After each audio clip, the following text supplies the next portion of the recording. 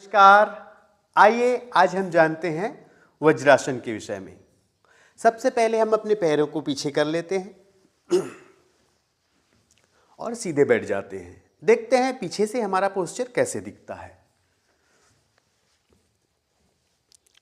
तो पैरों को जो हमने पीछे किया, इस तरह से पैर पीछे और इस पर इस तरह से बैठ गए। अब हम इसे समझते हैं। जैसे हम वज्रासन पर बैठ रहे हैं, शुरू में घुटनों में दर्द होता है।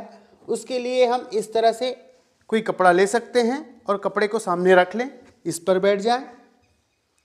हमारी पिंडलियों में दर्द हो रहा हो तो इस तरह से तकिया या कुछ गद्दा लगा लें, कपड़ा लगा लें और लगा के बैठ जाएं। शुरू में यह अभ्यास करने में इसकी आवश्यकता होती है, बाद में इसकी आवश्यकता नहीं होती है। यह सब हट जाता है और हम आसानी से वज्रासन में बैठ जाते हैं। अब जानते हैं वज्रासन में बैठने के लाभ क्या क्या हैं। जैसे नाम से ही प्रतीत होता है वज्र, वज्र मतलब मजबूती। तो यह आपके पूरे शरीर को मजबूती प्रदान करता है। जी हाँ, आपको किसी भी तरह का गैस, अपच, कब्जियत, भूख ना लगना, आपका खाया पिया न लगना, अपच, अजीर्ण, मतलब उदर संबंधी समस्त विकारों के लिए वज्रासन बहुत ही लाभप्रद है।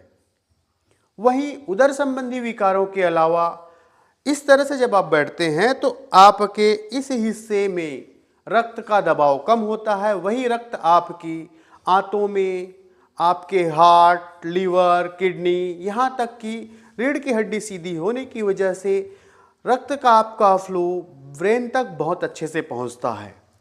मतलब आपके शरीर के संपूर्ण सर्वांगीण विकास के लिए वज्रासन बहुत ही लाभप्रद है।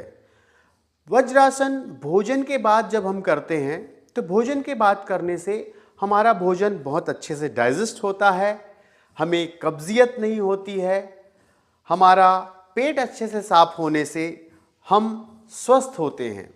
वही वज्रासन सिर्फ भोजन के बाद करें ऐसा नहीं है। वज्रासन आप कभी भी कर सकते हैं। जब भी आपको समय मिले, आप खाली बैठे हैं तो आप वज्रासन में बैठ सकते हैं।